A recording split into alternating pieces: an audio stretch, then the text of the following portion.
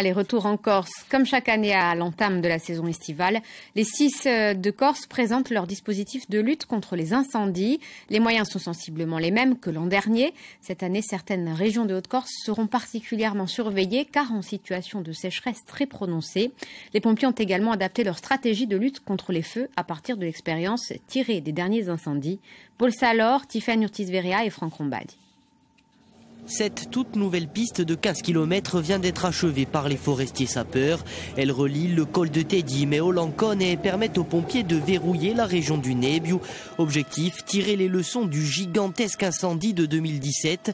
Parti d'Olmetta-Iduda, il avait franchi la crête avant de dévaler sur Biguglia, dévastant 2200 hectares de végétation.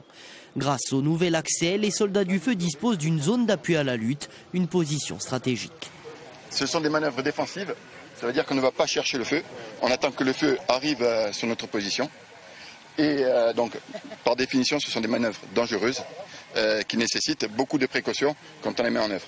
Cette démonstration est réalisée à l'occasion de la présentation du dispositif de lutte contre les incendies. Un dispositif similaire à celui de l'an dernier, plus de 500 personnels mobilisables, tous services confondus en Haute-Corse, en cas de situation grave, pour une saison 2024 marquée par un contexte de sécheresse. Nous avons des indices de sécheresse des sols qui sont très mauvais. C'est la raison pour laquelle nous avons exactement les mêmes moyens que l'an dernier, en les renforçant même un peu au niveau de la surveillance. Car la surveillance a payé l'an dernier. 95% des 143 départs de feu recensés dans le département n'ont pas dépassé les 5 hectares. Mais avec le déficit hydrique, le moindre coup de vent peut favoriser de violents incendies. Si le vent s'élève, on a quand même pas mal de zones qui sont sèches, avec des réserves hydriques faibles, donc on risque d'avoir des événements qui peuvent être importants. Ceci étant, on a prévu de mettre les dispositifs sur le terrain dès aujourd'hui. Après celui de Haute-Corse, le service d'incendie et de secours de la Corse du Sud a lui aussi présenté son dispositif. Les deux Canadair et le Dragon sont bien là.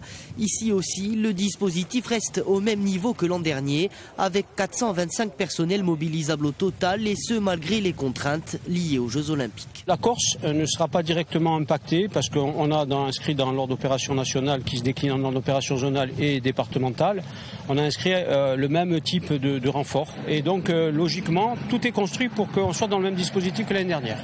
Tout est prêt sur l'île pour affronter les potentiels incendies de l'été, mais les pompiers veulent avant tout délivrer un message de prévention pour limiter au maximum le nombre